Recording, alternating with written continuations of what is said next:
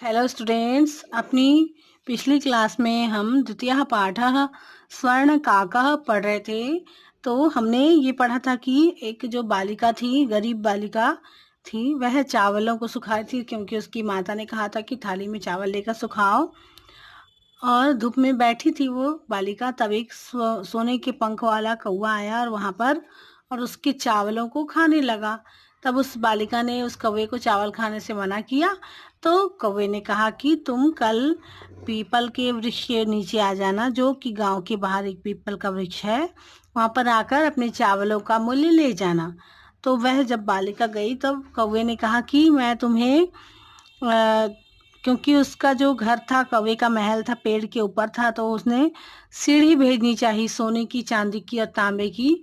तो इसमें से कौन सी सीढ़ी भेजूं? तो बालिका ने कहा कि मैं एक गरीब बालिका हूँ, निर्धन बालिका हूँ, तो मुझे चांदी की ही सीढ़ी भेजो, तांबे की सीढ़ी भेजो। तो उसने अभी सोने के पंखों वाले कौवे ने उसे सोने की सीढ़ी से ऊपर बुलवाया और सोने की ही थाल में भोजन करवाया। और फिर स्वादिष्ट भोजन करके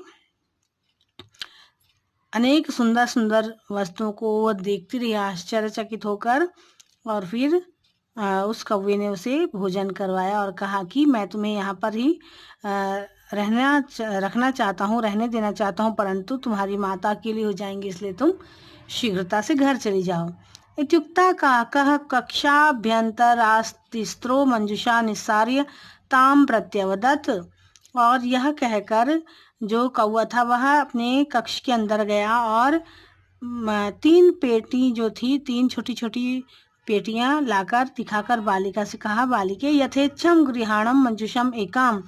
इन तीनों जो डिब्बे हैं, पेटिका हैं, उनमें से कोई भी एक ले लो, तीनों संदूक में से। लघुतमा मंजुषाम गृह प्रगृह बालिकया कथितम इयदेव मदीय तंडुलानाम मृल्यम। और सबसे छोटी पेटिका जो संदूक था उसे लेकर बालिका ने कहा कि मेरे चावलों का मूल्य इतना ही होगा, इतने ही चावल रहे होंगे उसमें जितना कि इस पेटी में होंगे। ऐसा कहकर वह बालिका चली गई वहां से।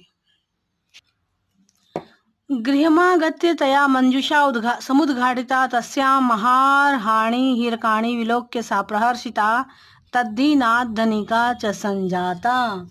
और घर आकर उसने संदूक को खोला और उसमें बहुमूल्य हीरों को देखकर वह खुश हो गई और उस दिन से वह धनी हो गई, है ना। तो पहले देखिए उसका घर ऐसा था और बाद में वह बहुत धनी हो गई। तस्मिन्नेव ग्रामे एका अपरा लुब्धा वृद्धा न्यवसत। उसी गांव में एक और लालची बुढ़िया भी रहती थी। तस्यापि एका पुत्री आसीत। और उसकी भी एक पुत्री थी, एक बेटी थी। ईर्ष्या सा तस्य स्वर्ण काकस्य रहस्यम विज्ञातित्वती। और ईर्ष्यावश उसने सोने के कौवे की का रहस्य जो है वो उससे ज्ञात कर लिया बालिका से।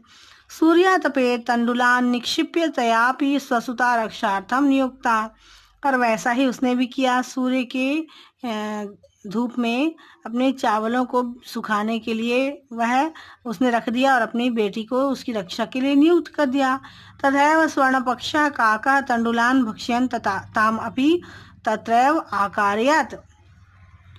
और उस समय भी सोने के पंखों वाला जो कौवा था उस बालिका के चावलों को खाने के लिए आ गया। प्रातस्त्र तत्वा गत्वा स काकम निर्भर्स्यन्ति प्रावोचत भो नीच काक अमागता मह्यम तंडुल मूल्यम प्रयच्छ। और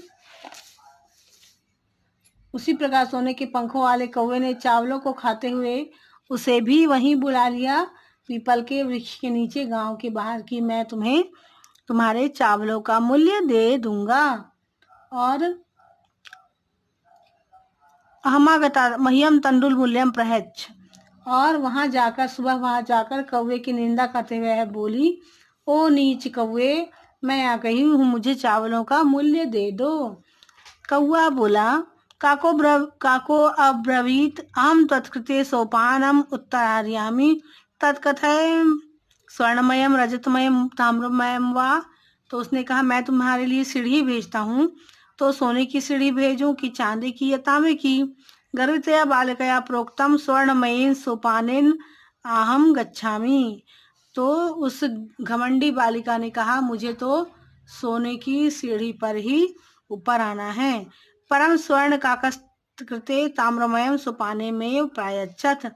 परंतु सोने के पंखों वाले कौवे ने उसके लिए तांबे की सीढ़ी ही नीचे भेजी। स्वर्ण काकस्ताम भोजनम अपि ताम्रभाजने ह्यकारयत।